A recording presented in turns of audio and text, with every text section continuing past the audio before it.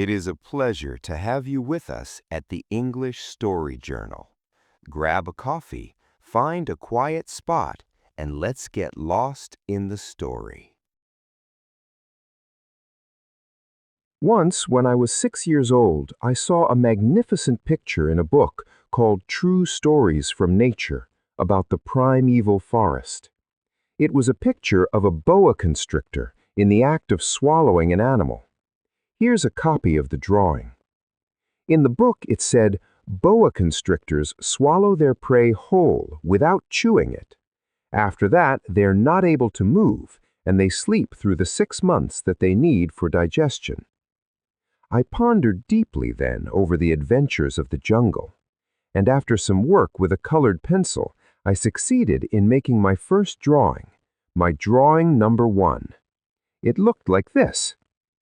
I showed my masterpiece to the grown-ups and asked them whether the drawing frightened them, but they answered, "Frighten? Why should anyone be frightened by a hat?" My drawing was not a picture of a hat. It was a picture of a boa constrictor digesting an elephant.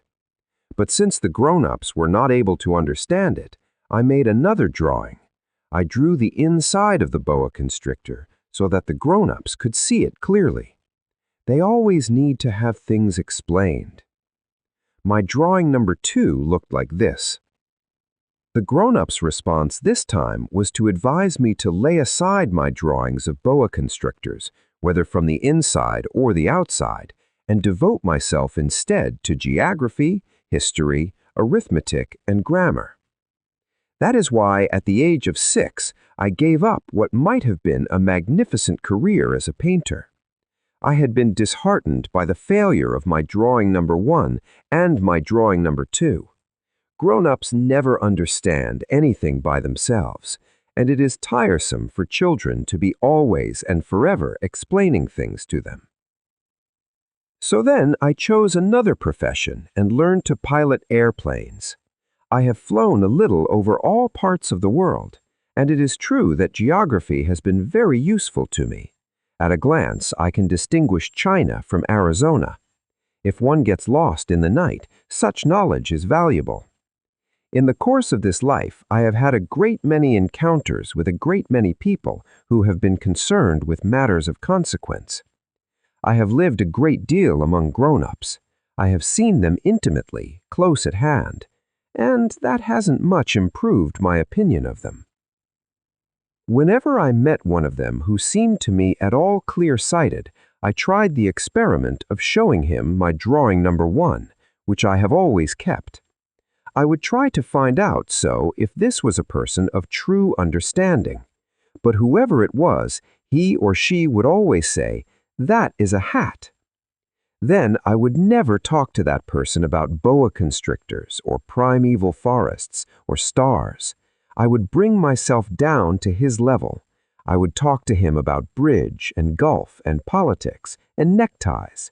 And the grown-up would be greatly pleased to have met such a sensible man. So I lived my life alone, without anyone that I could really talk to, until I had an accident with my plane in the desert of Sahara 6 years ago. Something was broken in my engine, and as I had with me neither a mechanic nor any passengers, I set myself to attempt the difficult repairs all alone. It was a question of life or death for me. I scarcely had enough drinking water to last a week. The first night, then, I went to sleep on the sand, 1,000 miles from any human habitation. I was more isolated than a shipwrecked sailor on a raft in the middle of the ocean. Thus you can imagine my amazement at sunrise when I was awakened by an odd little voice. "If you please, draw me a sheep." "What?" "Draw me a sheep." I jumped to my feet, completely thunderstruck. I blinked my eyes hard. I looked carefully all around me, and I saw a most extraordinary small person who stood there examining me with great seriousness. Here you may see the best portrait that, later, I was able to make of him, but my drawing is certainly very much less charming than its model. That, however, is not my fault. The grown-ups discouraged me in my painter's career when I was 6 years old, and I never learned to draw anything except boas from the outside and boas from the inside. Now I stared at this sudden apparition with my eyes fairly starting out of my head in astonishment. Remember, I had crashed in the desert 1,000 miles from any inhabited region, and yet my little man seemed neither to be straying uncertainly among the sands, nor to be fainting from fatigue or hunger or thirst or fear. Nothing about him gave any suggestion of a child lost in the middle of the desert 1,000 miles from any human habitation.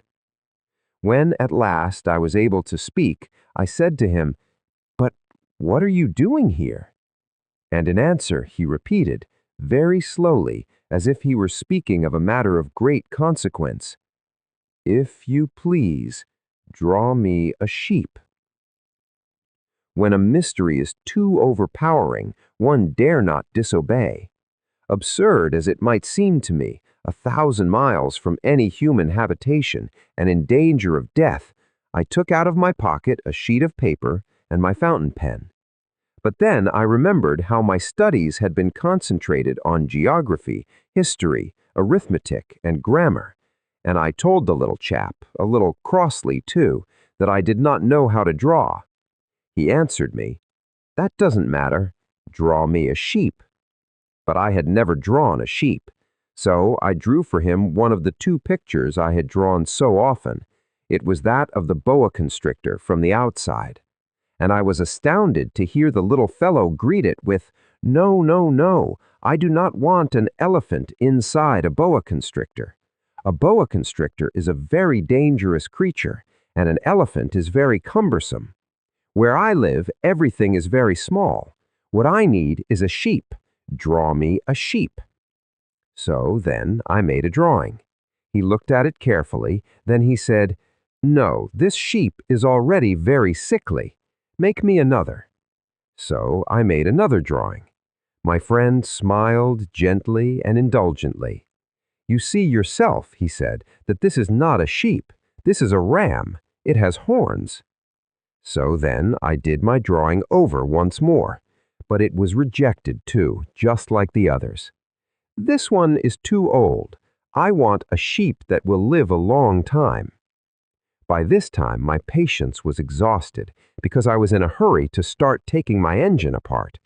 So I tossed off this drawing and I threw out an explanation with it. "This is only his box. The sheep you asked for is inside." I was very surprised to see a light break over the face of my young judge. "That is exactly the way I wanted it. Do you think that this sheep will have to have a great deal of grass?" "Why?" "Because where I live, everything is very small." "There will surely be enough grass for him," I said. "It is a very small sheep that I have given you." He bent his head over the drawing. "Not so small that, look, he has gone to sleep." And that is how I made the acquaintance of the little prince. It took me a long time to learn where he came from. The little prince who asked me so many questions never seemed to hear the ones I asked him. It was from words dropped by chance that, little by little, everything was revealed to me. The first time he saw my airplane, for instance, I shall not draw my airplane. That would be much too complicated for me. He asked me, "What is that object?" "That is not an object. It flies. It is an airplane. It is my airplane." And I was proud to have him learn that I could fly. He cried out then, "What? You dropped down from the sky?" "Yes," I answered modestly. "Oh, that is funny." And the little prince broke into a lovely peal of laughter, which irritated me very much. I like my misfortunes to be taken seriously. Then he added, "So you too come from the sky? Which is your planet?" At that moment I caught a gleam of light in the impenetrable mystery of his presence, and I demanded abruptly, "Do you come from another planet?" But he did not reply. He tossed his head gently without taking his eyes from my plane. It is true that on that you can't have come from very far away. And he sank into a reverie, which lasted a long time. Then, taking my sheep out of his pocket, he buried himself in the contemplation of his treasure. You can imagine how my curiosity was aroused by this half-confidence about the other planets. I made a great effort, therefore, to find out more on this subject. "My little man, where do you come from? What is this 'where I live' of which you speak? Where do you want to take your sheep?" After a reflective silence, he answered, "The thing that is so good about the box you have given me is that at night he can use it as his house." "That is so, and if you are good, I will give you a string, too, so that you can tie him during the day, and a post to tie him to." But my friend broke into another peal of laughter. "But where do you think he would go?" "Anywhere, straight ahead of him." Then the little prince said earnestly, "That doesn't matter. Where I live, everything is so small." And with perhaps a hint of sadness, he added, "Straight ahead of him, nobody can go very far." I had thus learned a second fact of great importance. This was that the planet the little prince came from was scarcely any larger than a house. But that did not really surprise me much. I knew very well that in addition to the great planets, such as the Earth, Jupiter, Mars, Venus, to which we have given names, there are also hundreds of others, some of which are so small that one has a hard time seeing them through the telescope. When an astronomer discovers one of these, he does not give it a name, but only a number. He might call it, for example, asteroid 325. I have serious reason to believe that the planet from which the little prince came is the asteroid known as B612. This asteroid has only once been seen through the telescope. That was by a Turkish astronomer in 1909. On making his discovery, the astronomer had presented it to the International Astronomical Congress in a great demonstration, but he was in Turkish costume, and so nobody would believe what he said. Grown-ups are like that. Fortunately, however, for the reputation of asteroid B612, a Turkish dictator made a law that his subjects, under pain of death, should change to European costume. So, in 1920, the astronomer gave his demonstration all over again, dressed with impressive style and elegance, and this time everybody accepted his report. If I have told you these details about the asteroid and made a note of its number for you, it is on account of the grown-ups and their ways. When you tell them that you have made a new friend, they never ask you any questions about essential matters. They never say to you, "What does his voice sound like? What games does he love best? Does he collect butterflies?" Instead, they demand, "How old is he? How many brothers has he? How much does he weigh? How much money does his father make?" Only from these figures do they think they have learned anything about him. If you were to say to the grown-ups, "I saw a beautiful house made of rosy brick, with geraniums in the windows and doves on the roof," they would not be able to get any idea of that house at all. You would have to say to them, "I saw a house that cost $20,000. Then they would exclaim, "Oh, what a pretty house that is." Just so, you might say to them, "The proof that the little prince existed is that he was charming, that he laughed, and that he was looking for a sheep. If anybody wants a sheep, that is a proof that he exists." And what good would it do to tell them that? They would shrug their shoulders and treat you like a child. But if you said to them, "The planet he came from is asteroid B612, then they would be convinced and leave you in peace from their questions. They are like that. One must not hold it against them. Children should always show great forbearance toward grown-up people. But certainly for us who understand life, figures are a matter of indifference. I should have liked to begin this story in the fashion of the fairy tales.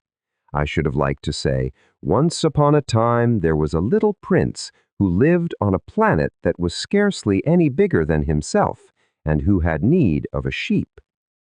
To those who understand life, that would have given a much greater air of truth to my story. For I do not want anyone to read my book carelessly. I have suffered too much grief in setting down these memories. 6 years have already passed since my friend went away from me with his sheep. If I try to describe him here, it is to make sure that I shall not forget him. To forget a friend is sad. Not everyone has had a friend, and if I forget him, I may become like the grown-ups who are no longer interested in anything but figures. It is for that purpose, again, that I have bought a box of paints and some pencils. It is hard to take up drawing again at my age, when I have never made any pictures except those of the boa constrictor from the outside and the boa constrictor from the inside since I was 6. I shall certainly try to make my portraits as true to life as possible, but I am not at all sure of success. One drawing goes along all right, and another has no resemblance to its subject. I make some errors, too, in the little prince's height. In one place he is too tall, and in another too short. And I feel some doubts about the color of his costume. So I fumble along as best I can, now good, now bad, and I hope generally fair to middling.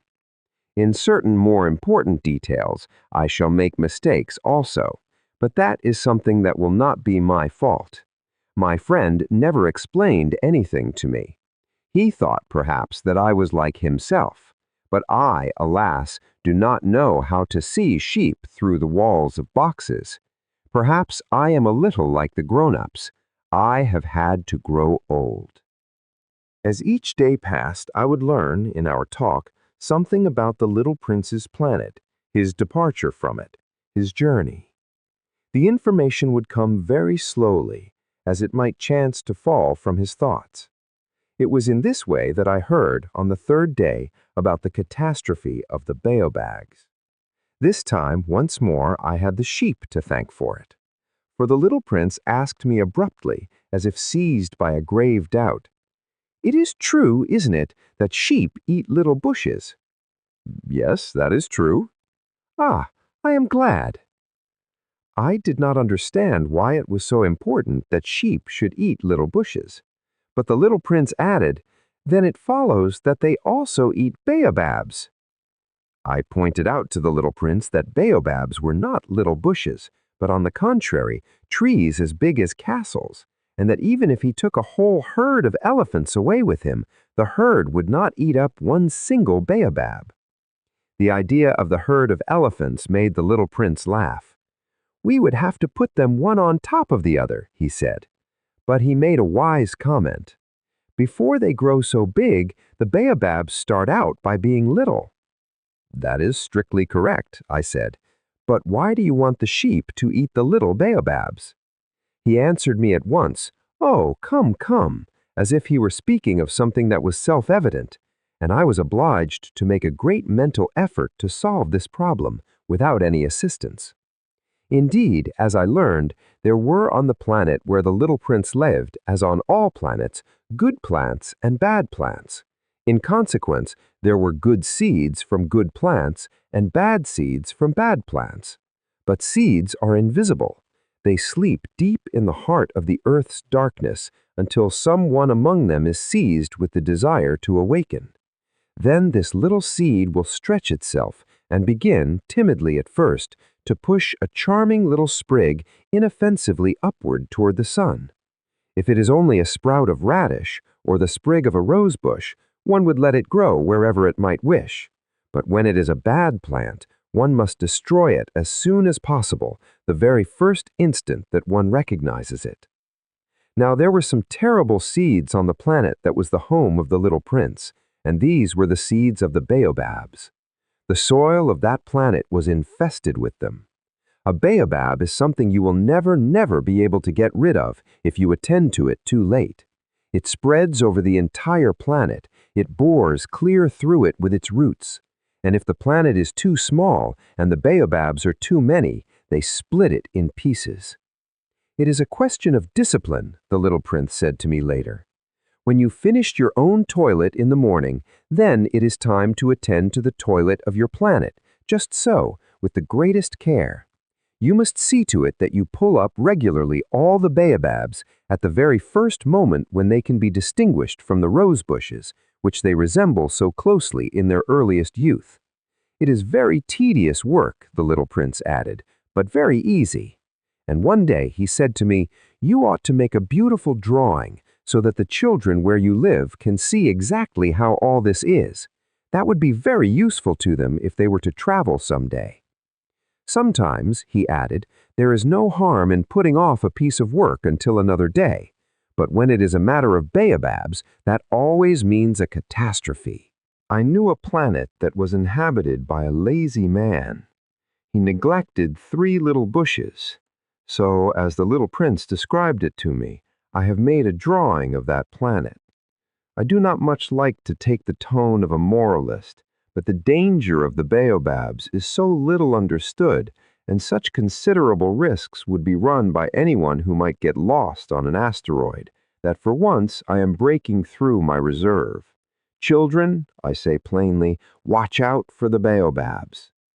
My friends, like myself, have been skirting this danger for a long time without ever knowing it, and so it is for them that I have worked so hard over this drawing.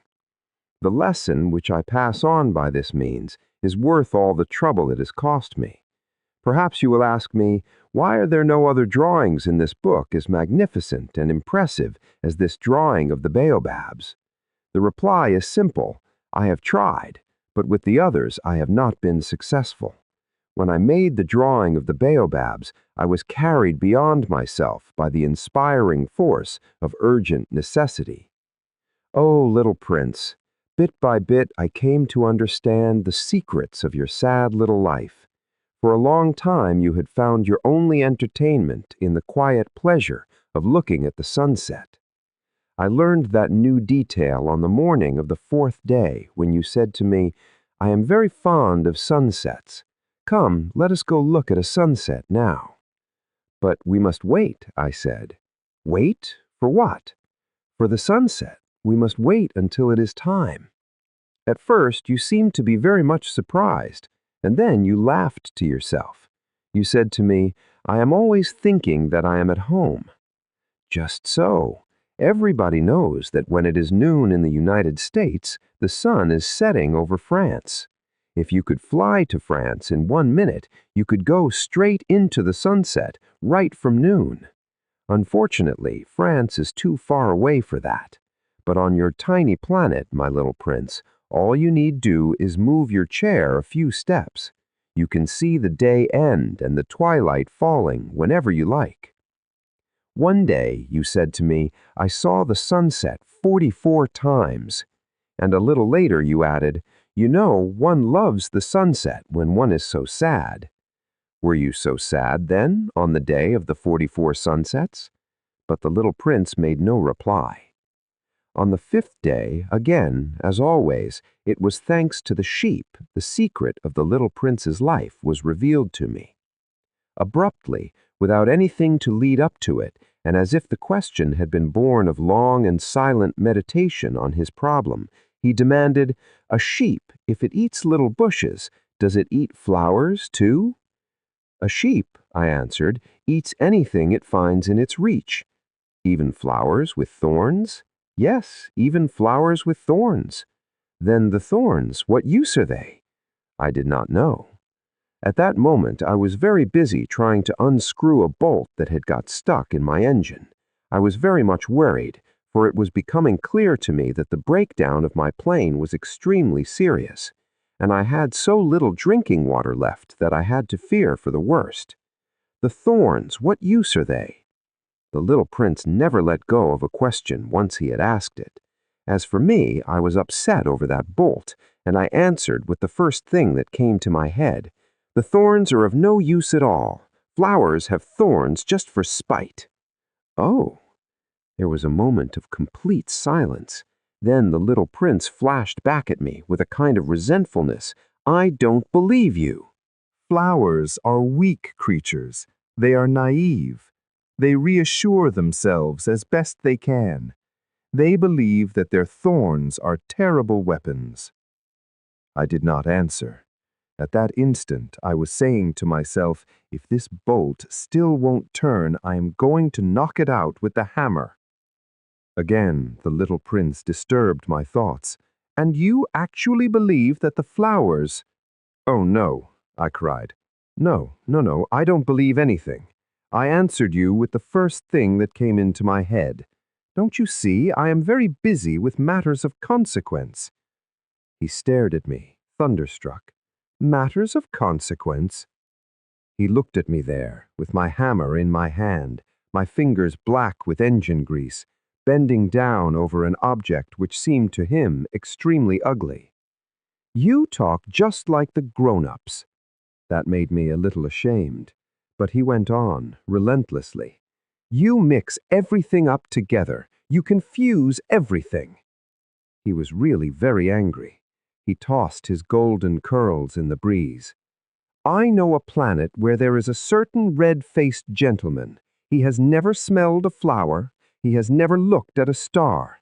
He has never loved anyone. He has done nothing in his life but add up figures. And all day he says over and over, just like you, 'I am busy with matters of consequence.' And that makes him swell up with pride. But he is not a man, he is a mushroom." "A what?" "A mushroom." The little prince was now white with rage. "The flowers have been growing thorns for millions of years. For millions of years the sheep have been eating them just the same. And is it not a matter of consequence to try to understand why the flowers go to so much trouble to grow thorns, which are never of any use to them? Is the warfare between the sheep and the flowers not important? Is this not of more consequence than a fat red-faced gentleman's sums? And if I know, I myself, one flower which is unique in the world, which grows nowhere but on my planet, but which one little sheep can destroy in a single bite some morning, without even noticing what he is doing, oh, you think that is not important?" His face turned from white to red as he continued. "If someone loves a flower, of which just one single blossom grows in all the millions and millions of stars, it is enough to make him happy just to look at the stars. He can say to himself, 'Somewhere my flower is there.' But if the sheep eats the flower, in one moment all his stars will be darkened. And you think that is not important?" He could not say anything more. His words were choked by sobbing. The night had fallen. I had let my tools drop from my hands. Of what moment now was my hammer, my bolt, or thirst, or death? On one star, one planet, my planet, the earth, there was a little prince to be comforted. I took him in my arms and rocked him.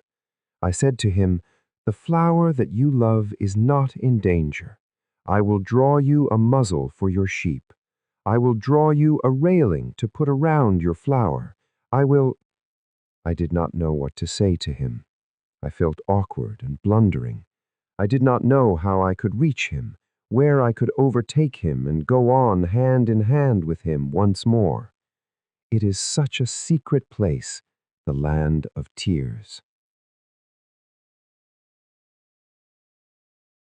I soon learned to know this flower better. On the little prince's planet, the flowers had always been very simple. They had only one ring of petals. They took up no room at all. They were a trouble to nobody.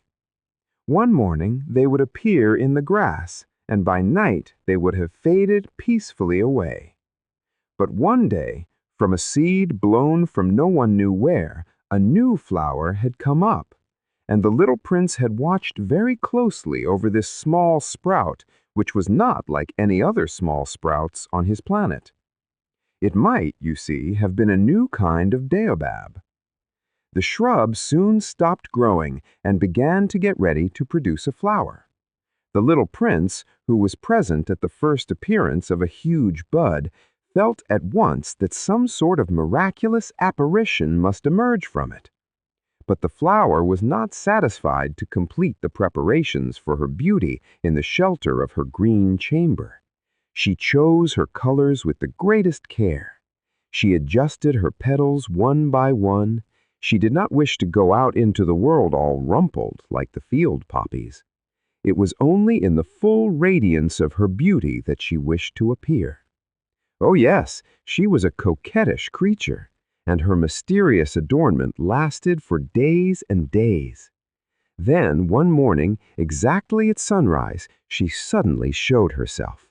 And after working with all this painstaking precision, she yawned and said, "Ah, I am scarcely awake. I beg that you will excuse me. My petals are still all disarranged." But the little prince could not restrain his admiration. "Oh, how beautiful you are!" "Am I not?" the flower responded sweetly. "And I was born at the same moment as the sun." The little prince could guess easily enough that she was not any too modest, but how moving and exciting she was. "I think it is time for breakfast," she added an instant later, "if you would have the kindness to think of my needs." And the little prince, completely abashed, went to look for a sprinkling can of fresh water. So he tended the flower. So, too, she began very quickly to torment him with her vanity, which was, if the truth be known, a little difficult to deal with. One day, for instance, when she was speaking of her 4 thorns, she said to the little prince, "Let the tigers come with their claws." "There are no tigers on my planet," the little prince objected. "And anyway, tigers do not eat weeds." "I am not a weed," the flower replied sweetly. "Please excuse me. I am not at all afraid of tigers, but I have a horror of drafts. I suppose you wouldn't screen for me?" "A drafts? That is bad luck for a plant," remarked the little prince, and added to himself, "This flower is a very complex creature. At night, I want you to put me under a glass globe. It is very cold where you live, in the place I came from." But she interrupted herself at that point. She had come in the form of a seed. She could not have known anything of any other worlds. Embarrassed over having let herself be caught on the verge of such an untruth, she coughed 2 or 3 times in order to put the little prince in the wrong. "The screen? I was just going to look for it when you spoke to me." Then she forced her cough a little more so that he should suffer from remorse just the same. So the little prince, in spite of all the goodwill that was inseparable from his love, had soon come to doubt her. He had taken seriously words which were without importance, and it made him very unhappy. "I ought not to have listened to her," he confided to me one day. "One never ought to listen to the flowers. One should simply look at them and breathe their fragrance. Mine perfumed all my planet, but I did not know how to take pleasure in all her grace. This tale of claws, which disturbed me so much, should only have filled my heart with tenderness and pity." And he continued his confidences. "The fact is that I did not know how to understand anything. I ought to have judged by deeds and not by words. She cast her fragrance and her radiance over me. I ought never to have run away from her. I ought to have guessed all the affection that lay behind her poor little stratagems. Flowers are so inconsistent, but I was too young to know how to love her.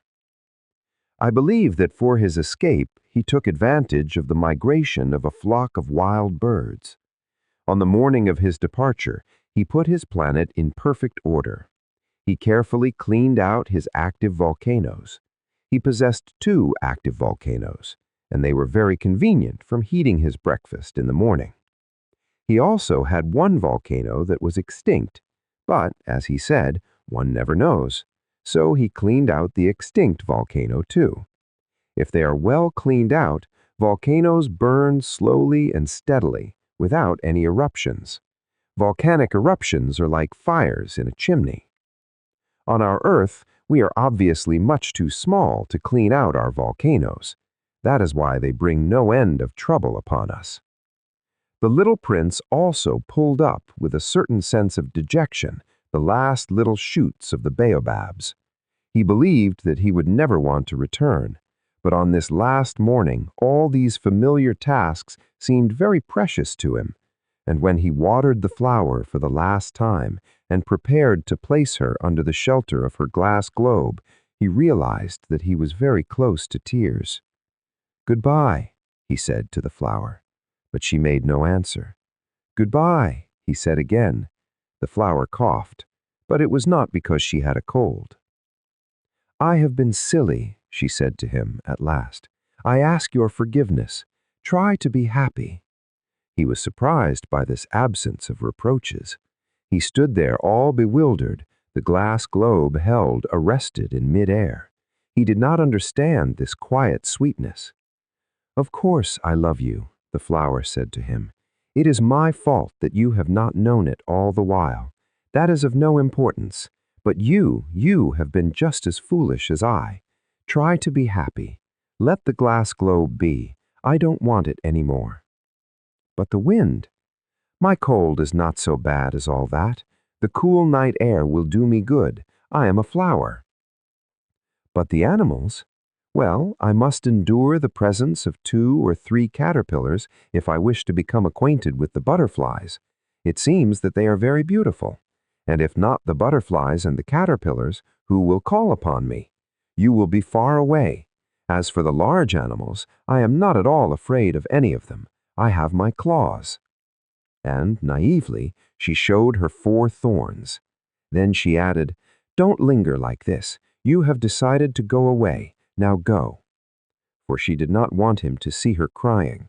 She was such a proud flower. He found himself in the neighborhood of the asteroids 325, 326, 327, 328, 329, and 330. He began, therefore, by visiting them in order to add to his knowledge. The first of them was inhabited by a king. Clad in royal purple and ermine, he was seated upon a throne which was at the same time both simple and majestic. "Ah, here is a subject!" exclaimed the king when he saw the little prince coming, and the little prince asked himself, how could he recognize me when he had never seen me before? He did not know how the world is simplified for kings. To them all men are subjects. "Approach, so that I may see you better," said the king, who felt consumingly proud of being at last a king over somebody. The little prince looked everywhere to find a place to sit down, but the entire planet was crammed and obstructed by the king's magnificent ermine robe. So he remained standing upright, and, since he was tired, he yawned. "It is contrary to etiquette to yawn in the presence of a king," the monarch said to him. "I forbid you to do so." "I can't help it. I can't stop myself," replied the little prince, thoroughly embarrassed. "I have come on a long journey, and I have had no sleep." "Ah, then I order you to yawn. It is years since I have seen anyone yawning. Yawns, to me, are objects of curiosity. Come now, yawn again. It is an order." "That frightens me. I cannot any more," murmured the little prince, now completely abashed. "Humph," replied the king. "Then I order you sometimes to yawn and sometimes to—" He sputtered a little and seemed vexed, for what the king fundamentally insisted upon was that his authority should be respected. He tolerated no disobedience. He was an absolute monarch. But, because he was a very good man, he made his orders reasonable. "If I ordered a general," he would say, by way of example, "if I ordered a general to change himself into a seabird, and if the general did not obey me, that would not be the fault of the general. It would be my fault." "May I sit down?" came now a timid inquiry from the little prince. "I order you to do so," the king answered him, and majestically gathered in a fold of his ermine mantle. But the little prince was wondering. The planet was tiny. Over what could this king really rule? "Sire," he said to him, "I beg that you will excuse me asking you a question." "I order you to ask me a question," the king hastened to assure him. "Sire, over what do you rule?" "Over everything," said the king with magnificent simplicity. "Over everything?" The king made a gesture which took in his planet, the other planets, and all the stars. "Over all that?" asked the little prince.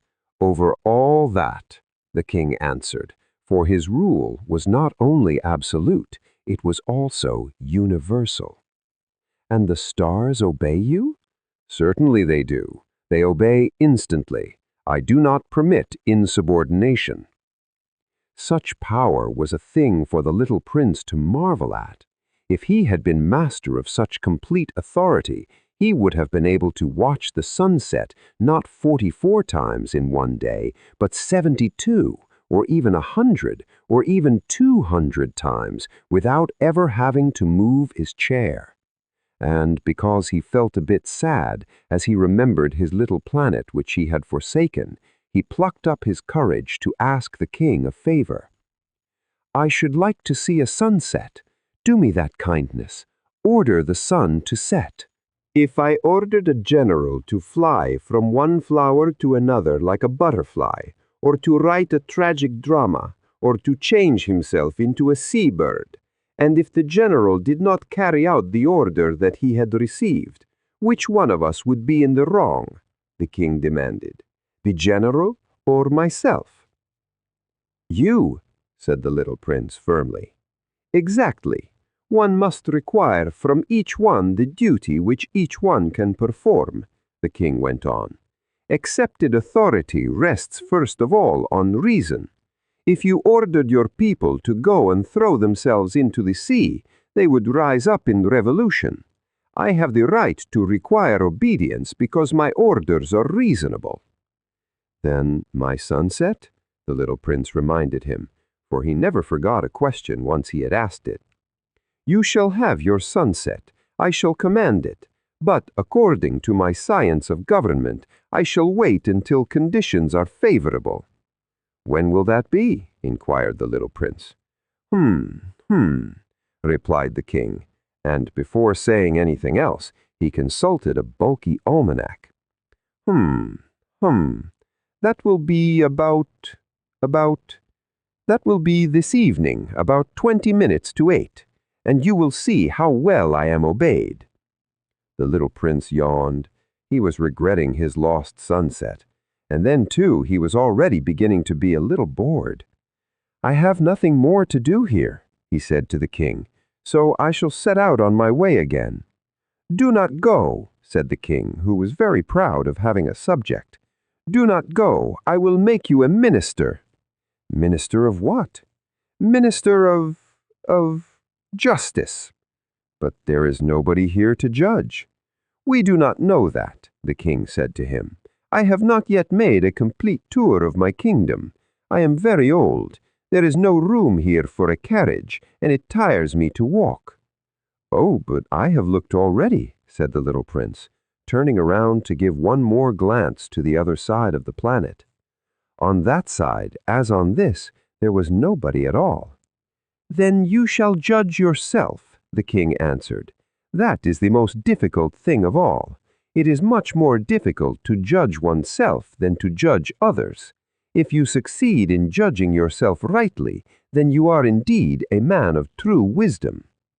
"Yes," said the little prince, "but I can judge myself anywhere. I do not need to live on this planet." Said the king. "I have good reason to believe that somewhere on my planet there is an old rat. I hear him at night. You can judge this old rat. From time to time you will condemn him to death. Thus his life will depend on your justice, but you will pardon him on each occasion, for he must be treated thriftily. He is the only one we have." "I," replied the little prince, "do not like to condemn anyone to death, and now I think I will go on my way." "No," said the king, but the little prince, having now completed his preparations for departure, had no wish to grieve the old monarch. "If your majesty wishes to be promptly obeyed, he should be able to give me a reasonable order. He should be able, for example, to order me to be gone by the end of 1 minute. It seems to me that conditions are favorable." As the king made no answer, the little prince hesitated a moment. Then, with a sigh, he took his leave. "I made you my ambassador," the king called out hastily. He had a magnificent air of authority.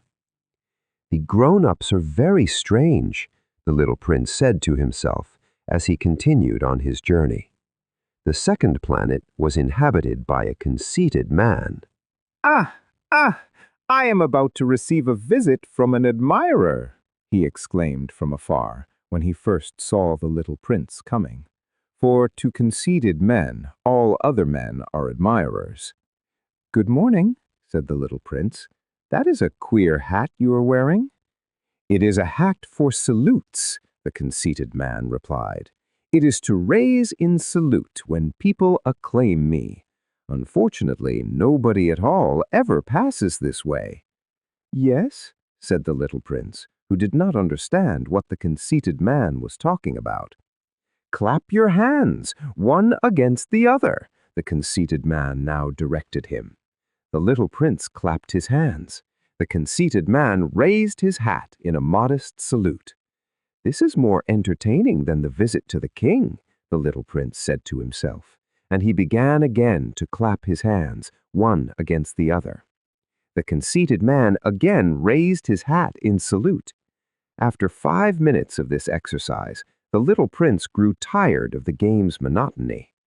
"And what should one do to make the hat come down?" he asked. But the conceited man did not hear him. Conceited people never hear anything but praise. "Do you really admire me very much?" he demanded of the little prince. "What does that mean, admire?"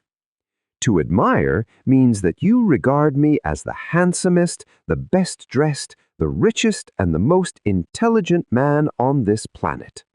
But you're the only man on your planet. Do me this kindness, admire me just the same." "I admire you," said the little prince, shrugging his shoulders slightly. "But what is there in that to interest you so much?" And the little prince went away. "The grown-ups are certainly very odd," he said to himself as he continued on his journey. The next planet belonged to a tippler. This was a very short visit, but it plunged the little prince into deep dejection. "What are you doing there?"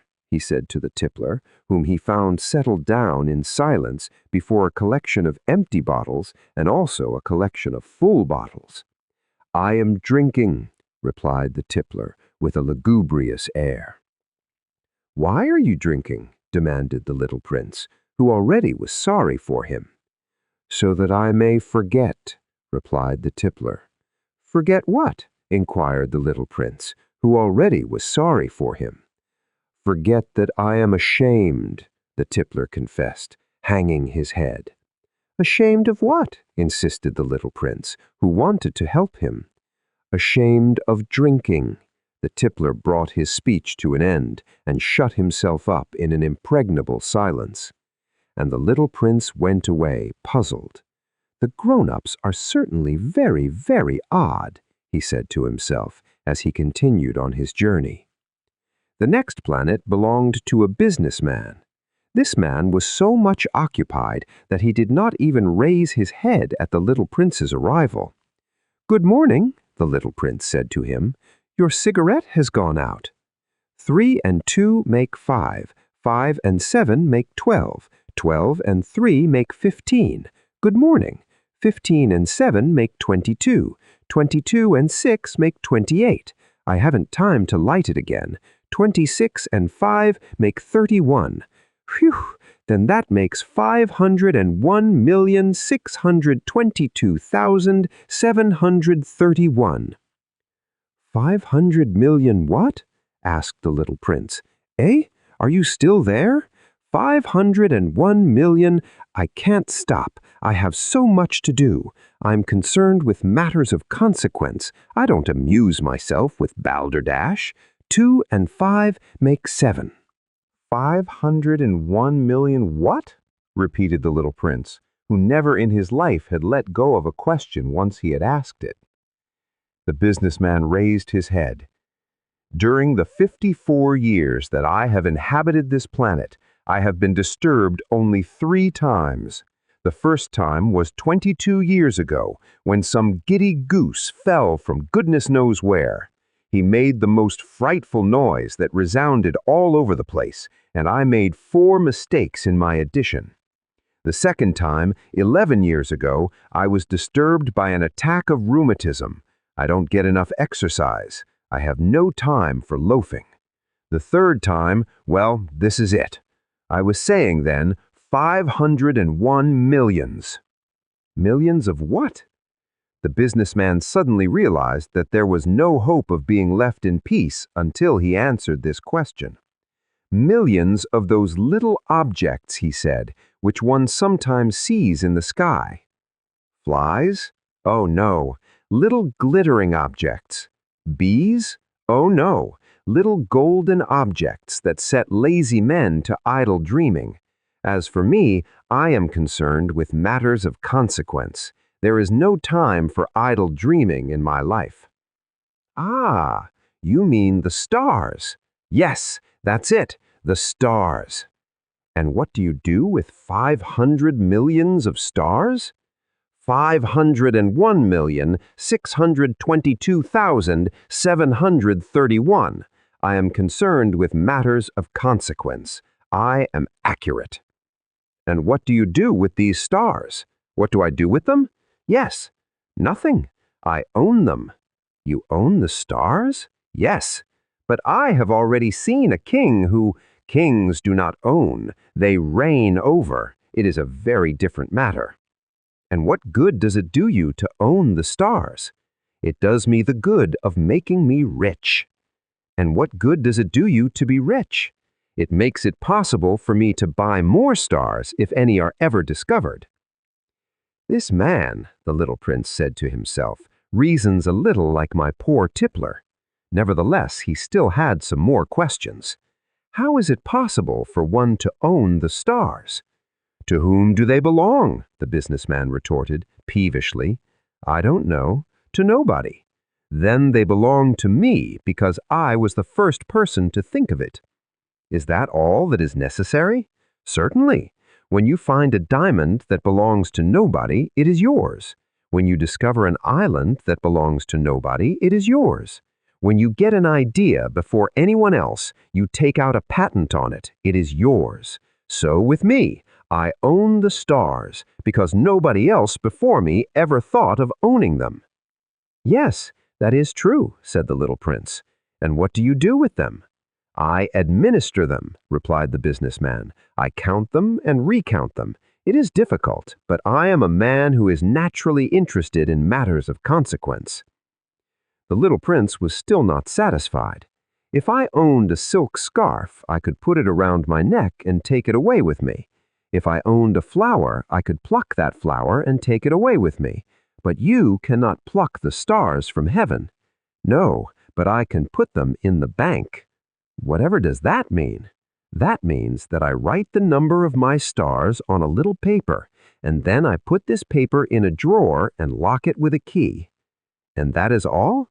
That is enough, said the businessman. It is entertaining, thought the little prince. It is rather poetic, but it is of no great consequence.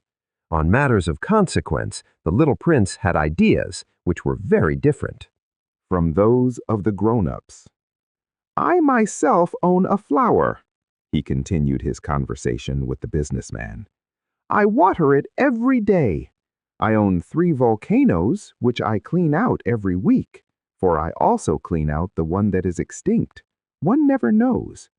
It is of some use to my volcanoes, and it is of some use to my flower that I own them. But you are of no use to the stars. The businessman opened his mouth, but he found nothing to say in answer, and the little prince went away. "The grown-ups are certainly altogether extraordinary," he said, simply, talking to himself as he continued on his journey. The fifth planet was very strange. It was the smallest of all. There was just enough room on it for a street lamp and a lamplighter.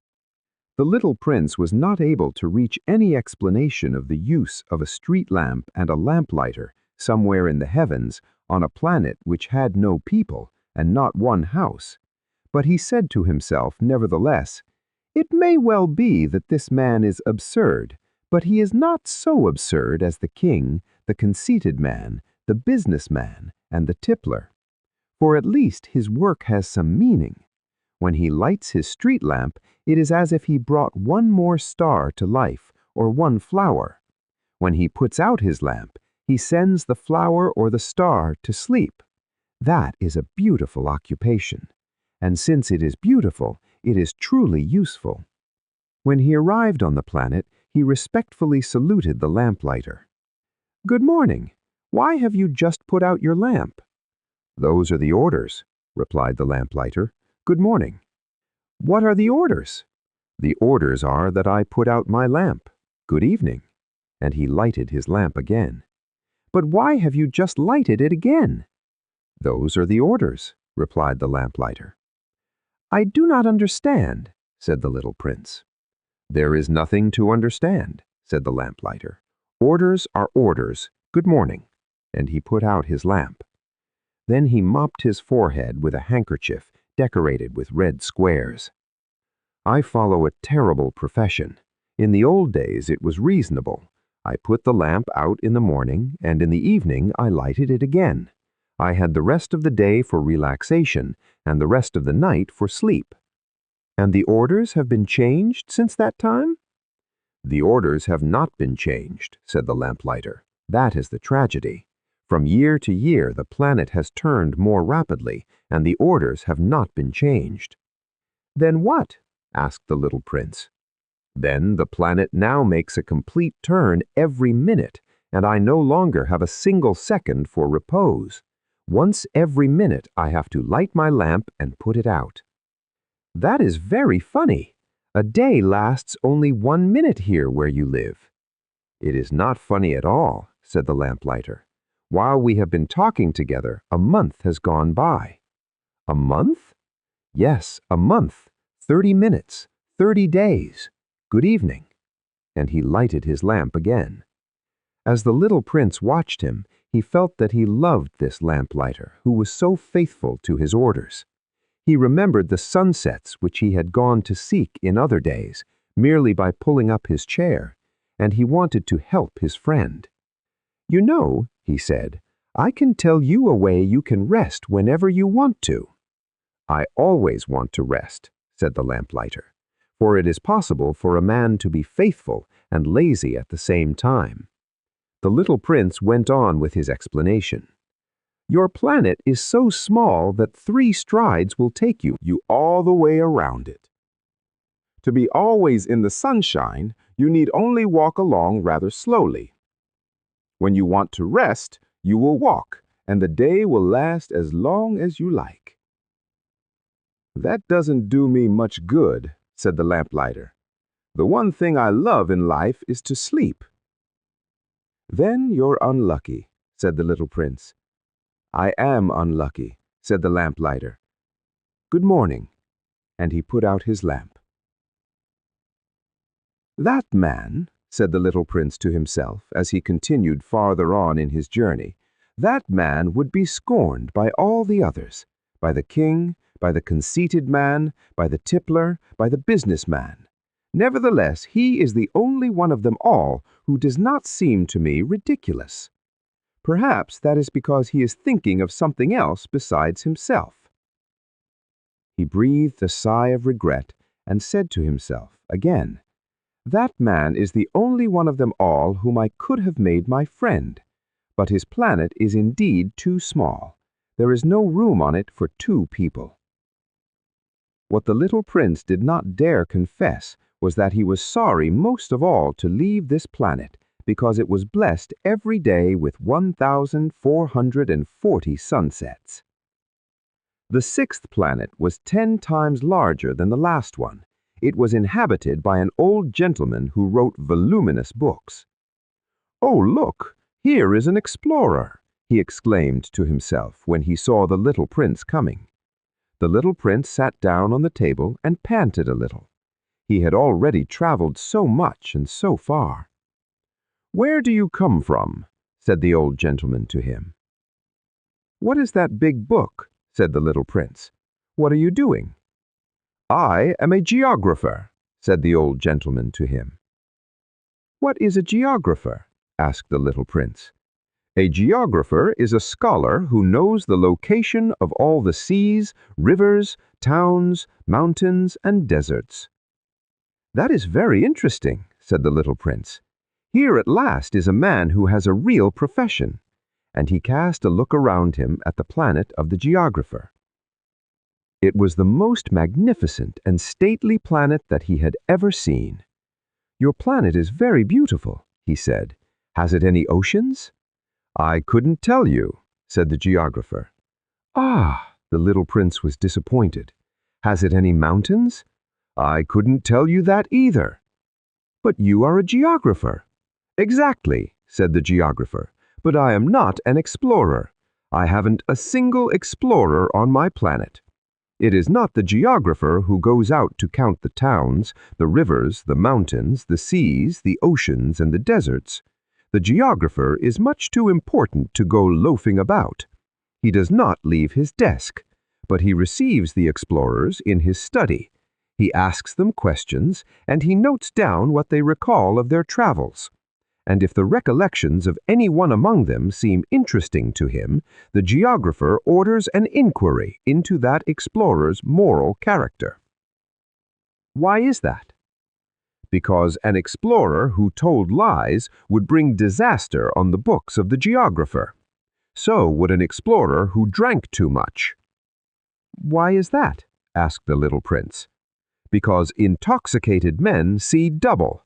Then the geographer would note down 2 mountains in a place where there was only one."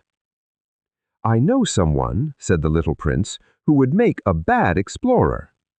"That is possible.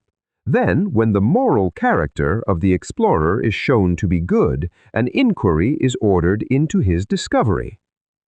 "One goes to see it?" No, that would be too complicated.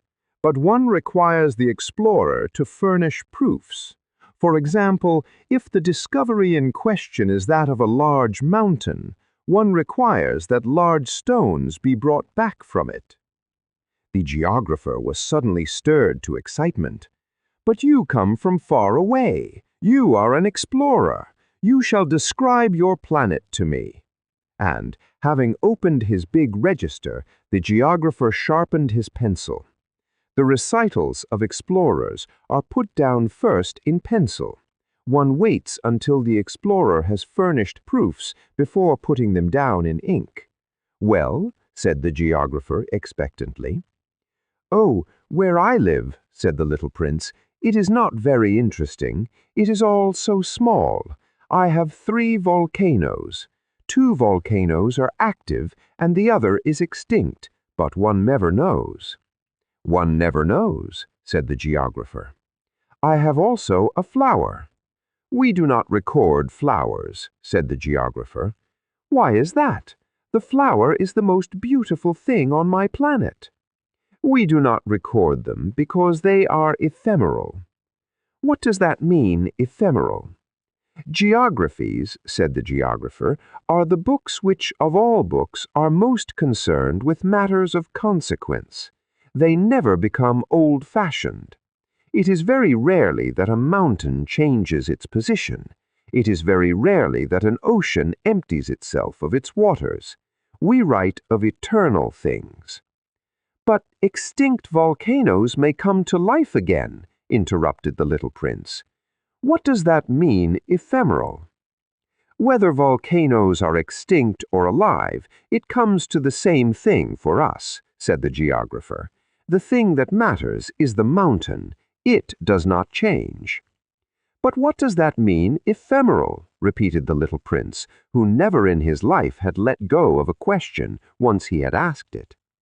"It means which is in danger of speedy disappearance." "Is my flower in danger of speedy disappearance?"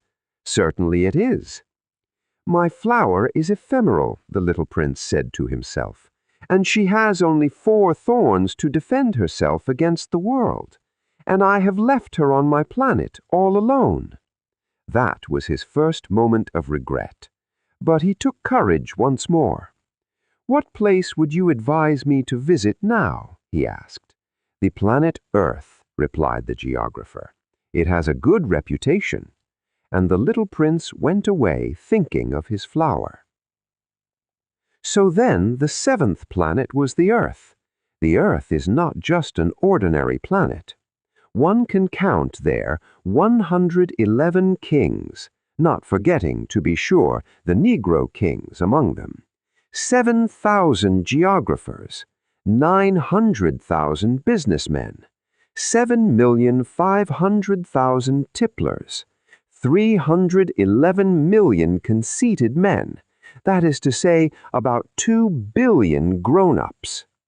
To give you an idea of the size of the Earth, I will tell you that before the invention of electricity, it was necessary to maintain over the whole of the 6 continents a veritable army of 462,511 lamplighters for the street lamps. Seen from a slight distance, that would make a splendid spectacle. The movements of this army would be regulated like those of the ballet in the opera. First would come the turn of the lamplighters of New Zealand and Australia. Having set their lamps alight, these would go off to sleep. Next, the lamplighters of China and Siberia would enter for their steps in the dance, and then they too would be waved back into the wings. After that would come the turn of the lamplighters of Russia and the Indies, then those of Africa and Europe, then those of South America, then those of North America, and never would they make a mistake in the order of their entry upon the stage. It would be magnificent. Only the man who was in charge of the single lamp at the North Pole and his colleague who was responsible for the single lamp at the South Pole, only these two would live free from toil and care. They would be busy twice a year. When one wishes to play the wit, he sometimes wanders a little from the truth. I have not been altogether honest in what I have told you about the lamplighters, and I realize that I run the risk of giving a false idea of our planet to those who do not know it. Men occupy a very small place upon the earth. If the 2 billion inhabitants who people its surface were all to stand upright and somewhat crowded together, as they do for some big public assembly, they could easily be put into one public square 20 miles long and 20 miles wide. All humanity could be piled up on a small Pacific islet. The grown-ups, of course, will not believe you when you tell them that. They imagine that they fill a great deal of space. They fancy themselves as important as the baobabs. You should advise them, then, to make their own calculations. They adore figures, and that will please them. But do not waste your time on this extra task. It is unnecessary. You have, I know, confidence in me. When the little prince arrived on the earth, he was very much surprised not to see any people. He was beginning to be afraid he had come to the wrong planet when a coil of gold, the color of the moonlight, flashed across the sand. "Good evening," said the little prince courteously. "Good evening," said the snake. "What planet is this on which I have come down?" asked the little prince. "This is the earth. This is Africa," the snake answered.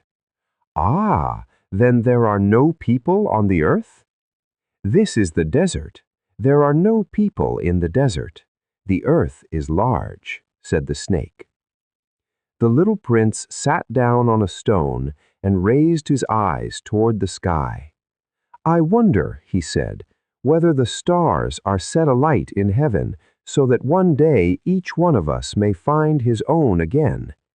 Look at my planet. It is right there above us, but how far away it is." "It is beautiful," said the snake. "What has brought you here?" "I have been having some trouble with a flower," said the little prince. "Ah," said the snake, and they were both silent. "Where are the men?" the little prince at last took up the conversation again. "It is a little lonely in the desert." "It is also lonely among men," the snake said. The little prince gazed at him for a long time. "You are a funny animal," he said at last. "You are no thicker than a finger." "But I am more powerful than the finger of a king," said the snake. The little prince smiled. "You are not very powerful. You haven't even any feet. You cannot even travel." "I can carry you farther than any ship could take you," said the snake. He twined himself around the little prince's ankle like a golden bracelet. "Whomever I touch, I send back to the earth from whence he came," the snake spoke again. "But you are innocent and true, and you come from a star." The little prince made no reply. "You move me to pity, you are so weak on this earth made of granite," said the snake.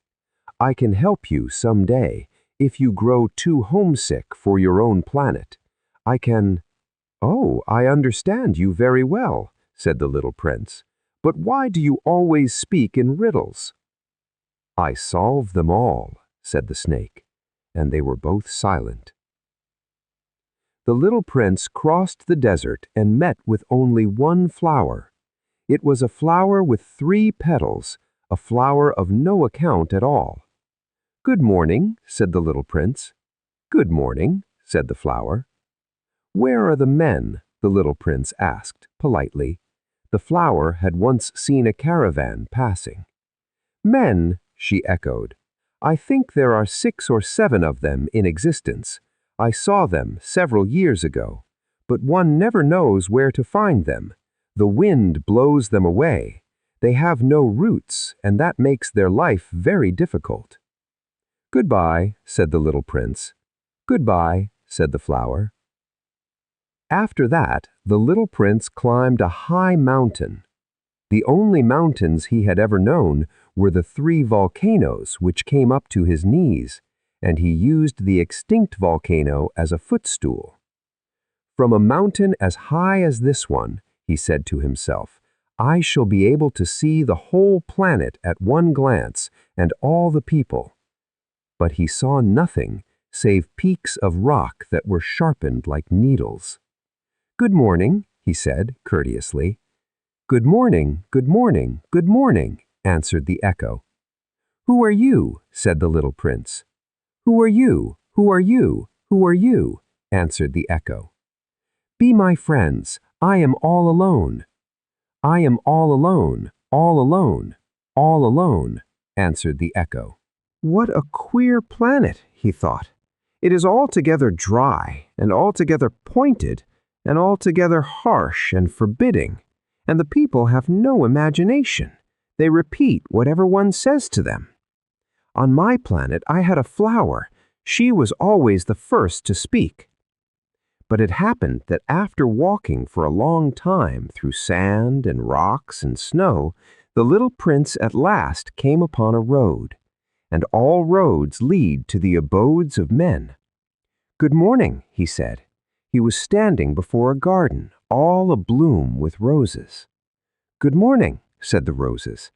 The little prince gazed at them. They all looked like his flower. "Who are you?" he demanded, thunderstruck. "We are roses," the roses said. And he was overcome with sadness. His flower had told him that she was the only one of her kind in all the universe, and here were 5,000 of them, all alike, in one single garden. She would be very much annoyed, he said to himself, if she should see that. She would cough most dreadfully, and she would pretend that she was dying to avoid being laughed at. And I should be obliged to pretend that I was nursing her back to life, for if I did not do that, to humble myself also, she would really allow herself to die. Then he went on with his reflections.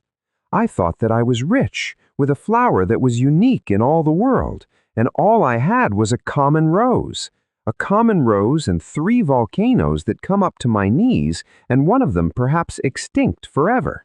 That doesn't make me a very great prince. And he lay down in the grass and cried. It was then that the fox appeared.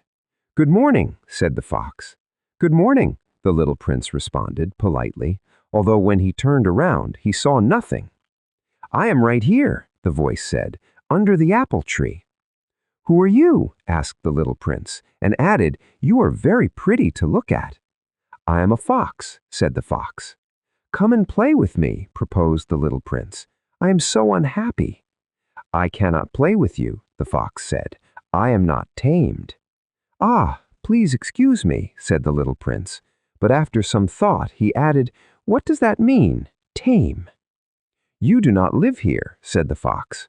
What is it that you are looking for? I am looking for men, said the little prince. What does that mean, tame? Men, said the fox. They have guns and they hunt. It is very disturbing. They also raise chickens. These are their only interests. Are you looking for chickens? No, said the little prince. I am looking for friends. What does that mean, tame? It is an act too often neglected, said the fox. It means to establish ties. To establish ties? Just that, said the fox. To me, you are still nothing more than a little boy who is just like 100,000 other little boys, and I have no need of you, and you, on your part, have no need of me. To you, I am nothing more than a fox like 100,000 other foxes. But if you tame me, then we shall need each other. To me, you will be unique in all the world. To you, I shall be unique in all the world. I am beginning to understand, said the little prince. There is a flower. I think that she has tamed me. It is possible, said the fox. On the earth one sees all sorts of things. Oh, but this is not on the earth, said the little prince. The fox seemed perplexed and very curious.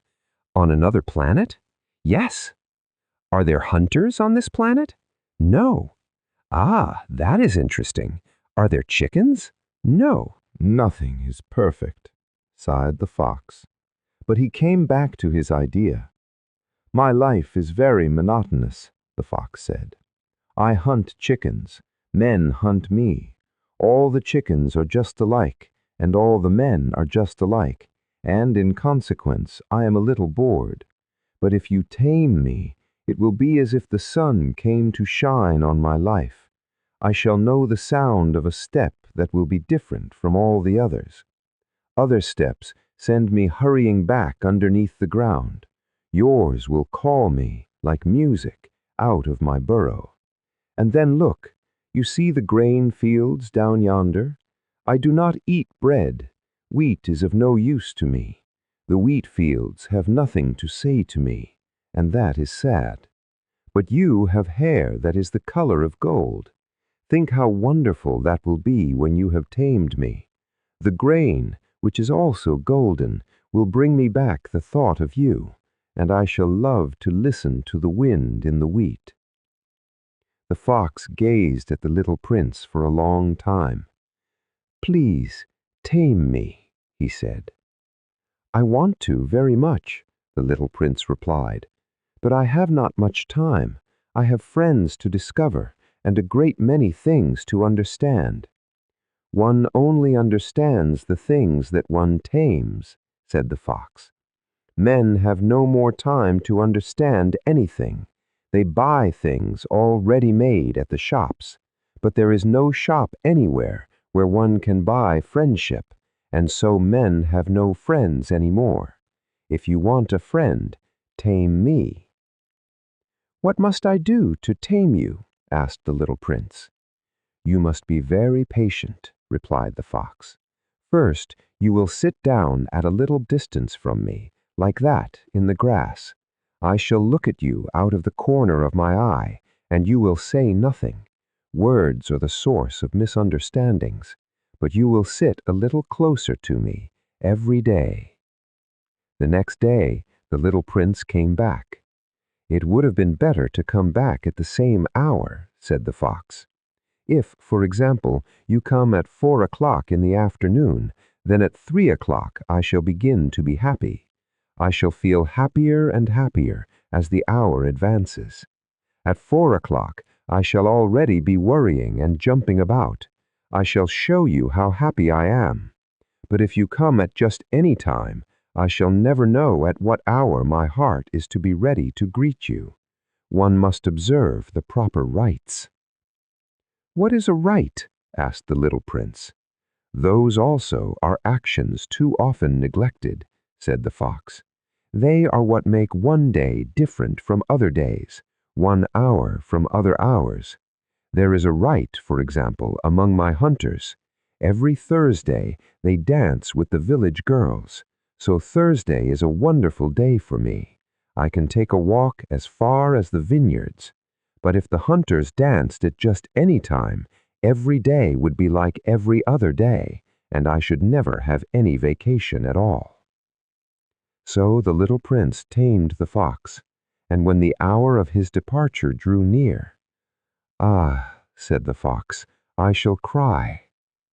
"It is your own fault," said the little prince. "I never wished you any sort of harm, but you wanted me to tame you." "Yes, that is so," said the fox. "But now you are going to cry," said the little prince. "Yes, that is so," said the fox. "Then it has done you no good at all." "It has done me good, because of the color of the wheat fields." And then he added, "Go and look again at the roses. You will understand now that yours is unique in all the world. Then come back to say goodbye to me, and I will make you a present of a secret." The little prince went away to look again at the roses. "You are not at all like my rose," he said. "As yet you are nothing. No one has tamed you, and you have tamed no one. You are like my fox when I first knew him.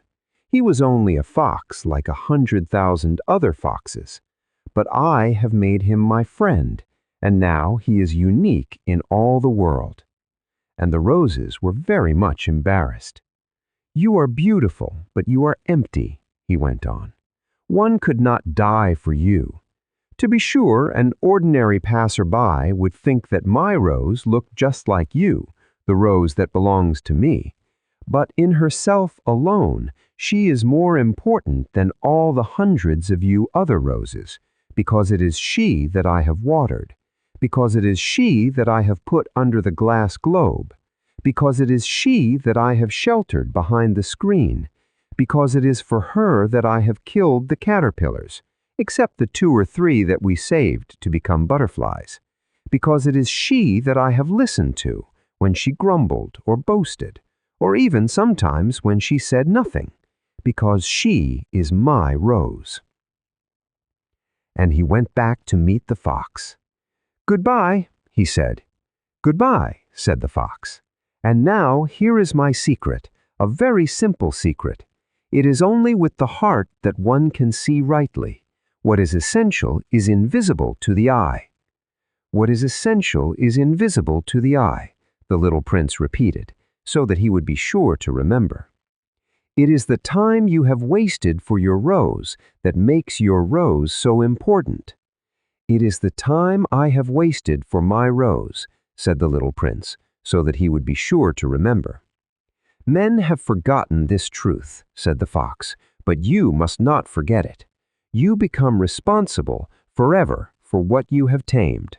You are responsible for your rose." "I am responsible for my rose," the little prince repeated, so that he would be sure to remember. "Good morning," said the little prince. "Good morning," said the railway switchman. "What do you do here?" the little prince asked. "I sort out travelers in bundles of 1,000, said the switchman. "I send off the trains that carry them, now to the right, now to the left, and a brilliantly lighted express train shook the switchman's cabin as it rushed by with a roar like thunder. "They are in a great hurry," said the little prince. "What are they looking for?" "Not even the locomotive engineer knows that," said the switchman, and a second brilliantly lighted express thundered by in the opposite direction.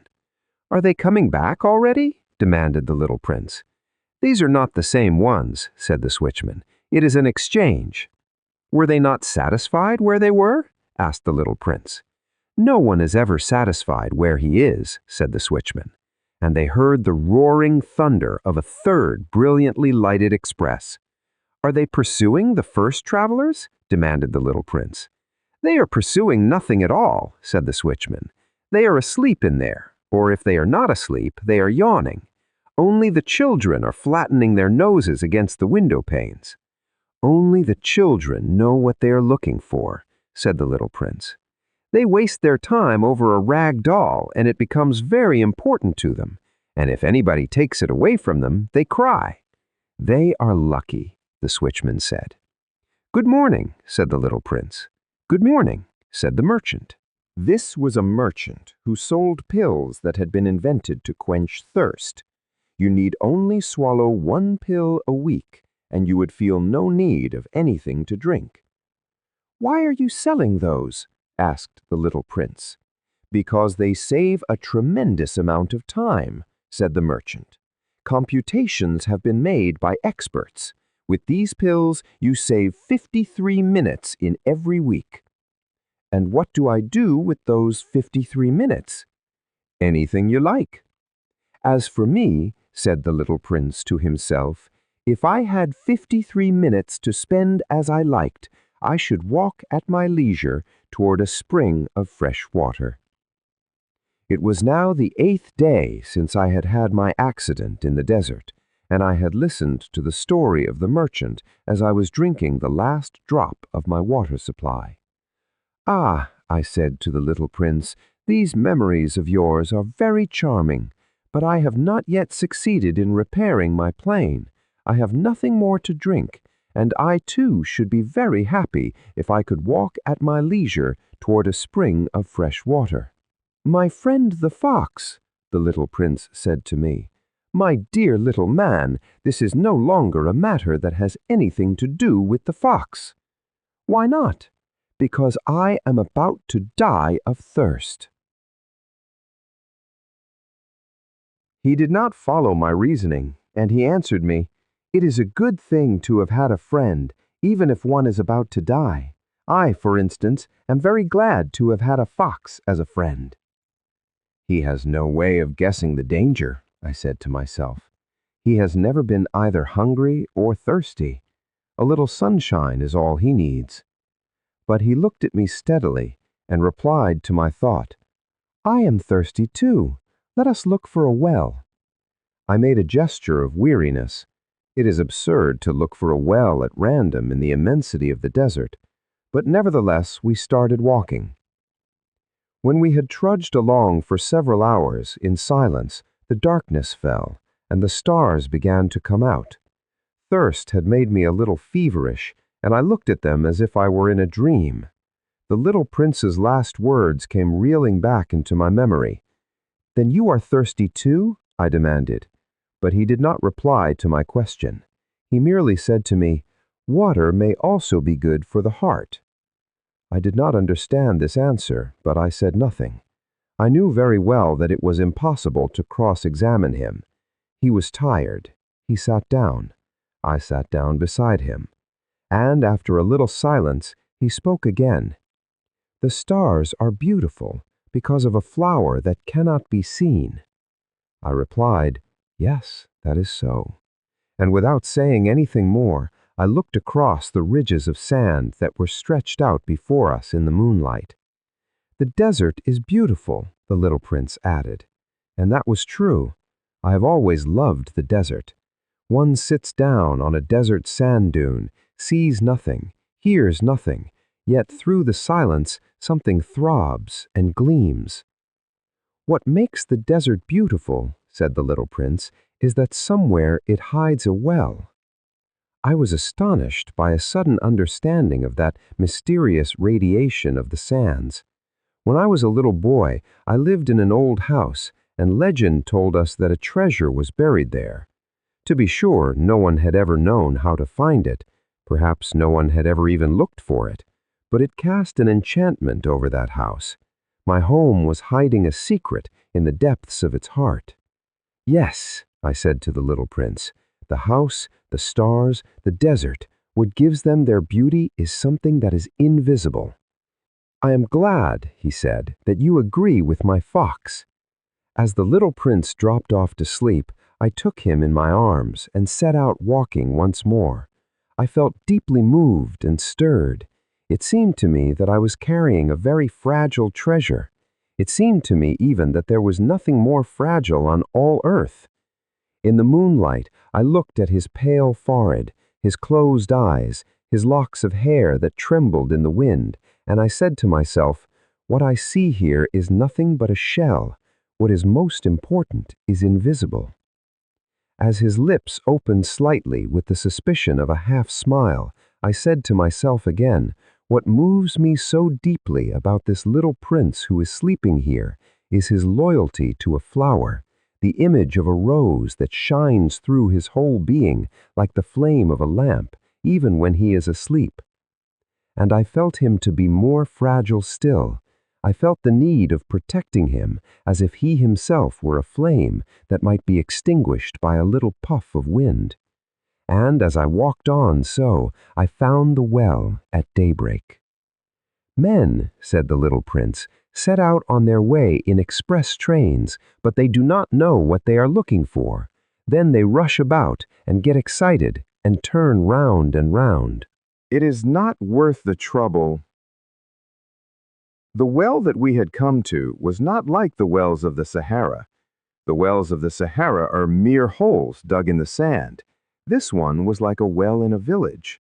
But there was no village here, and I thought I must be dreaming. It is strange, I said to the little prince. Everything is ready for use. The pulley, the bucket, the rope. He laughed, touched the rope, and set the pulley to working. And the pulley moaned like an old weather vane, which the wind has long since forgotten. Do you hear? Said the little prince. We have wakened the well, and it is singing. I did not want him to tire himself with the rope. Leave it to me, I said. It is too heavy for you. I hoisted the bucket slowly to the edge of the well and set it there, happy, tired as I was over my achievement. The song of the pulley was still in my ears, and I could see the sunlight shimmer in the still trembling water. I am thirsty for this water, said the little prince. Give me some of it to drink. And I understood what he had been looking for. I raised the bucket to his lips. He drank, his eyes closed. It was as sweet as some special festival treat. This water was indeed a different thing from ordinary nourishment. Its sweetness was born of the walk under the stars, the song of the pulley, the effort of my arms. It was good for the heart, like a present. When I was a little boy, the lights of the Christmas tree, the music of the midnight mass, the tenderness of smiling faces used to make up so the radiance of the gifts I received. The men where you live, said the little prince, raise 5,000 roses in the same garden, and they do not find in it what they are looking for. They do not find it, I replied.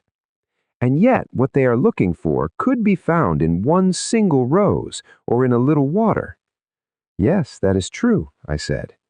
And the little prince added, but the eyes are blind. One must look with the heart. I had drunk the water. I breathed easily. At sunrise, the sand is the color of honey, and that honey color was making me happy too. What brought me then this sense of grief? You must keep your promise, said the little prince softly, as he sat down beside me once more. What promise? You know, a muzzle for my sheep. I am responsible for this flower. I took my rough drafts of drawings out of my pocket. The little prince looked them over and laughed as he said, Your baobabs, they look a little like cabbages. Oh, I had been so proud of my baobabs. Your fox, his ears look a little like horns, and they are too long. And he laughed again. "You are not fair, little prince," I said. "I don't know how to draw anything except boa constrictors from the outside and boa constrictors from the inside." "Oh, that will be all right," he said. "Children understand." So then I made a pencil sketch of a muzzle, and as I gave it to him, my heart was torn. "You have plans that I do not know about," I said, but he did not answer me. He said to me instead, "You know, my descent to the earth, tomorrow will be its anniversary." Then, after a silence, he went on, "I came down very near here." And he flushed. And once again, without understanding why, I had a queer sense of sorrow. One question, however, occurred to me. Then it was not by chance that on the morning when I first met you, a week ago, you were strolling along like that, all alone, 1,000 miles from any inhabited Region? You were on your way back to the place where you landed? The little prince flushed again, and I added with some hesitancy, "Perhaps it was because of the anniversary?" The little prince flushed once more. He never answered questions, but when one flushes, does that not mean yes? "Ah," I said to him, "I am a little frightened." But he interrupted me. "Now you must work. You must return to your engine. I will be waiting for you here. Come back tomorrow evening." But I was not reassured. I remembered the fox. One runs the risk of weeping a little if one lets himself be tamed. Beside the well there was the ruin of an old stone wall. When I came back from my work the next evening, I saw from some distance away my little prince sitting on top of a wall, with his feet dangling, and I heard him say, "Then you don't remember. This is not the exact spot." Another voice must have answered him, for he replied to it, "Yes, yes, it is the right day, but this is not the place." I continued my walk toward the wall. At no time did I see or hear anyone. The little prince, however, replied once again, "Exactly. You will see where my track begins in the sand. You have nothing to do but wait for me there. I shall be there tonight." I was only 20 meters from the wall, and I still saw nothing. After a silence, the little prince spoke again. "You have good poison? You are sure that it will not make me suffer too long?" I stopped in my tracks, my heart torn asunder, but still I did not understand. "Now go away," said the little prince. "I want to get down from the wall." I dropped my eyes then to the foot of the wall, and I leaped into the air. There before me, facing the little prince, was one of those yellow snakes that take just 30 seconds to bring your life to an end. Even as I was digging into my pocket to get out my revolver, I made a running step back, but at the noise I made, the snake let himself flow easily across the sand, like the dying spray of a fountain, and in no apparent hurry, disappeared with a light metallic sound among the stones. I reached the wall just in time to catch my little man in my arms. His face was white as snow. "What does this mean?" I demanded. "Why are you talking with snakes?" I had loosened the golden muffler that he always wore. I had moistened his temples and had given him some water to drink. And now I did not dare ask him any more questions. He looked at me very gravely and put his arms around my neck. I felt his heart beating like the heart of a dying bird, shot with someone's rifle. "I am glad that you have found what was the matter with your engine," he said. "Now you can go back home." "How do you know about that?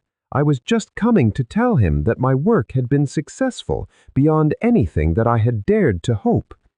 He made no answer to my question, but he added, "I too am going back home today." Then, sadly, "It is much farther. It is much more difficult." I realized clearly that something extraordinary was happening. I was holding him close in my arms as if he were a little child, and yet it seemed to me that he was rushing headlong toward an abyss from which I could do nothing to restrain him. His look was very serious, like someone lost far away. "I have your sheep, and I have the sheep's box, and I have the muzzle. and he gave me a sad smile. I waited a long time. I could see that he was reviving little by little.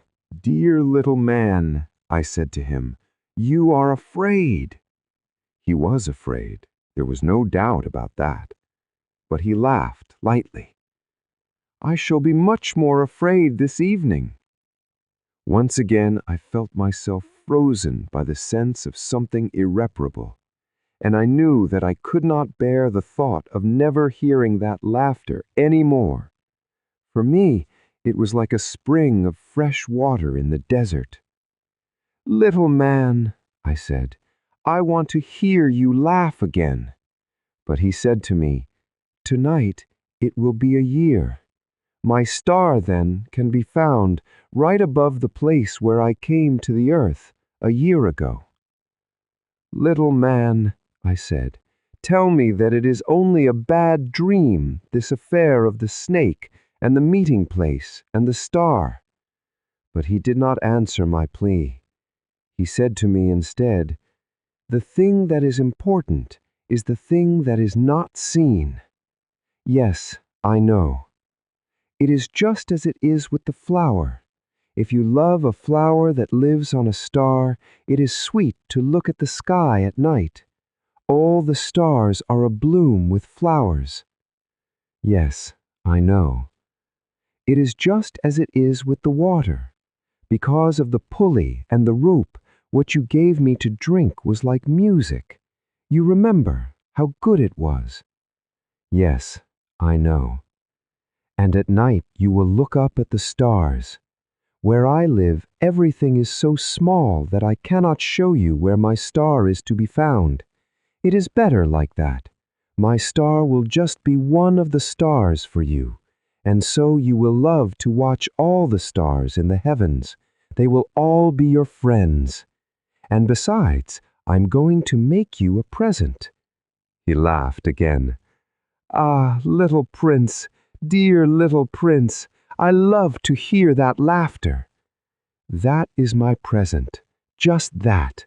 It will be as it was when we drank the water." "What are you trying to say?" "All men have the stars," he answered, "but they are not the same things for different people. For some who are travelers, the stars are guides. For others, they are no more than little lights in the sky. For scholars, they are problems. For my businessman, they were wealth. But all these stars are silent. You alone will have the stars as no one else has them." "What are you trying to say?" "In one of the stars I shall be living. In one of them I shall be laughing, and so it will be as if all the stars were laughing when you look up at the sky at night. You, only you, will have stars that can laugh." And he laughed again. "And when your sorrow is comforted, time soothes all sorrows. You will be content that you have known me. You will always be my friend. You will want to laugh with me, and you will sometimes open your window, so for that pleasure, and your friends will be properly astonished to see you laughing as you look up at the sky. Then you will say to them, 'Yes, the stars always make me laugh,' and they will think you are crazy. It will be a very shabby trick that I shall have played on you." And he laughed again. "It will be as if in place of the stars I had given you a great number of little bells that knew how to laugh." And he laughed again. Then he quickly became serious. "Tonight, you know, do not come," said the little prince. "I shall not leave you." But he was worried. "I tell you, it is also because of the snake. He must not bite you. Snakes, they are malicious creatures. This one might bite you just for fun." "I shall not leave you." But a thought came to reassure him. It is true that they have no more poison for a second bite. That night I did not see him set out on his way. He got away from me without making a sound. When I succeeded in catching up with him, he was walking along with a quick and resolute step. He said to me merely, "Ah, you are there," and he took me by the hand. But he was still worrying. "It was wrong of you to come. You will suffer. I shall look as if I were dead, and that will not be true." I said nothing. "You understand, it is too far. I cannot carry this body with me. It is too heavy." I said nothing. "But it will be like an old abandoned shell. There is nothing sad about old shells." I said nothing. He was a little discouraged, but he made one more effort. "You know, it will be very nice. I, too, shall look at the stars. All the stars will be wells with a rusty pulley.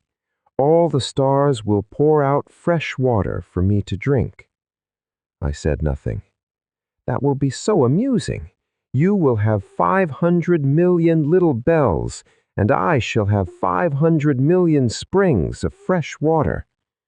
And he too said nothing more, because he was crying. "Here it is. Let me go on by myself." And he sat down because he was afraid. Then he said again, "You know my flower. I am responsible for her, and she is so weak. She has 4 thorns, of no use at all to protect herself against all the world." I too sat down, because I was not able to stand up any longer. "There now, that is all." He still hesitated a little. Then he got up. He took one step. I could not move. There was nothing but a flash of yellow close to his ankle. He remained motionless for an instant. He did not cry out. He fell as gently as a tree falls. There was not even any sound because of the sand. And now 6 years have already gone by. I have never yet told this story. The companions who met me on my return were well content to see me alive.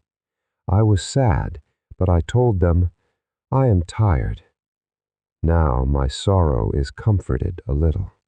That is to say, not entirely, but I know that he did go back to his planet, because I did not find his body at daybreak. It was not such a heavy body, and at night I love to listen to the stars. It is like 500 million little bells. But there is one extraordinary thing. When I drew the muzzle for the little prince, I forgot to add the leather strap to it. He will never have been able to fasten it on his sheep. So now I keep wondering, what is happening on his planet? Perhaps the sheep has eaten the flower. At one time I say to myself, surely not. The little prince shuts his flower under her glass globe each night, and he watches over his sheep very carefully. Then I am happy, and there is sweetness in the laughter of all the stars. But at another time I say to myself, at some moment or other one is absent-minded, and that is enough. On some one evening he forgot the glass globe, or the sheep got out without making any noise in the night, and then the little bells are changed to tears. Here then is a great mystery. For you who also love the little prince, and for me, nothing in the universe can be the same if, somewhere, we do not know where, a sheep that we never saw has eaten a rose. Look up at the sky. Ask yourselves, is it yes or no? Has the sheep eaten the flower?